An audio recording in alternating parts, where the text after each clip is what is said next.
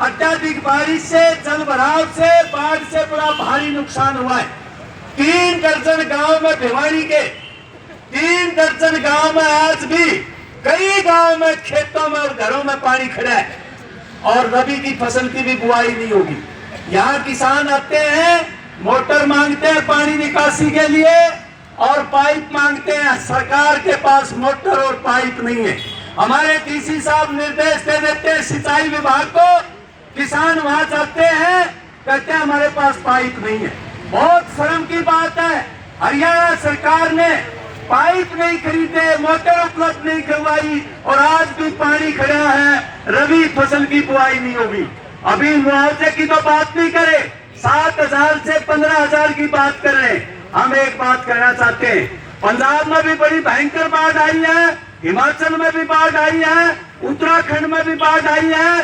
केंद्र सरकार ने, हम ये नहीं कहते बहुत कुछ दे दिया, लेकिन 1600 करोड़ रुपए पंजाब को, 1500 करोड़ रुपए हिमाचल को, 1200 करोड़ उत्तराखंड को दिए, लेकिन हरियाणा में केंद्र सरकार बाढ़ के नाम पर एक पैसा भी नहीं दिए। नए मुख्यमंत्री ने मांग की है और हरियाणा में 6000 गांव में 31 लाख एकड़ जमीन जो है खरीफ फसल बर्बाद हो गई है, कोई मुआवजा नहीं दे रहे। हम ये कहना चाहते हैं 1 लाख रुपए प्रति एकड़ किसान को मिले, मजदूरों को भी मुआवजा मिले।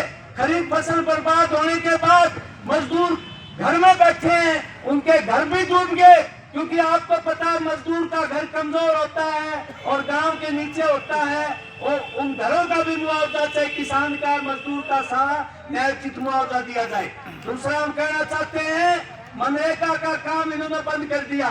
ग्रामीण मजदूरों के लिए 2005 में ये कानून पास हुआ था।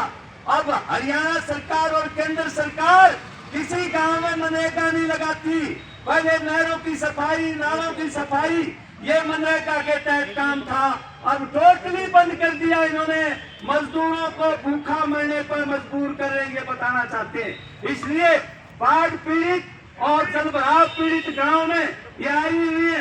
तिगराना की बहनें हैं, चाटुलवारी की है और जो बापोड़ा की है, घुसकानी की है, कई गांव से ये हमारी बहनें आई, मिठातल से है। इन तमाम गांव में मनरेगा का काम लगाया जाए और 600 रुपए दिहाड़ी हो। तीसरा हम कहना चाहते हैं, किसान की मंडी में बाजरा की 300 रुपए, 350 रुपए की पिटाई हो रही है।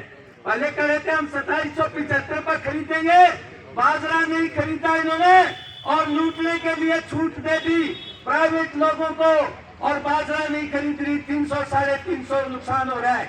2775 है, बाजरा 1800, 1850 तक बिक रहा है। खरीद नहीं करी सरकार। कपास 8100 रुपए है, 6000 से 6500, 7000 तक बिक रही है।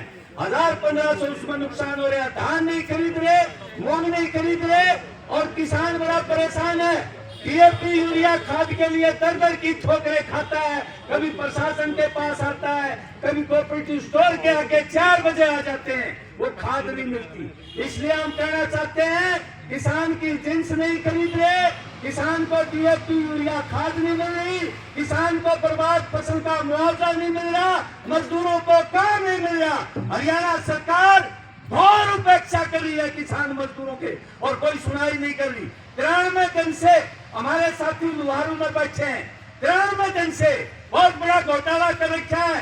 एक क्षमा कंपनी ने 2023 खरीफ फसल का 200 करोड़ भिवानी के, 150 करोड़ दादरी के, आज तक सरकार ने कोई जांच नहीं बिठाई है, कोई आश्वासन नहीं दिया है कि हम जांच करेंगे, किसानों को पैसा देंगे, कोई आश्वासन नहीं दिया है। इसलिए हम कहना चाहते हैं कि घोर भ्रष्टाचार हो रहा है, लोगों को परेशानियां हो रही है, उनके राशन कार्ड कट गए, उनको राशन नहीं मिल रहा, भवन निर्माण के मजदूरों के सारे रजिस्ट्रेशन इन लोगों ने खत्म कर दिए, रद्द कर दिए, कोई सुविधा नहीं दे रहे।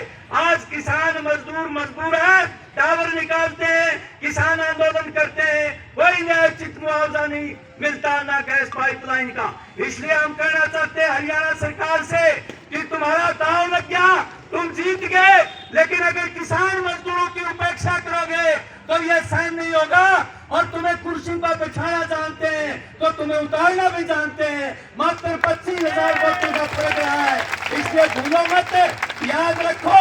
और प्रशासन से भी हम कहना चाहते हैं, देखो डीसी साहब बात हमारी सुनते हैं, लेकिन जब आदेश देते हैं अधिकारी उसको इंप्लीमेंट नहीं करते, कोई दबाव नहीं है अधिकारियों पर सरकार का। इसलिए हम कहना चाहते हैं, सचेत करना चाहते हैं कि इन लोगों की बात सुन लो, आक्रोशित हो जाएंगे तो तुम्हारे काबू में नहीं रहेंगे, ये बताना चाहते हैं। इसलिए समय रहते जन निकासी करो, मुआवजा दो, घरों की जो नष्ट हो गए उनका न्यायोचित मुआवजा दो, मजदूरों को काम लगाओ और बीमा फ्रॉड की जांच करके किसानों को पैसा दो।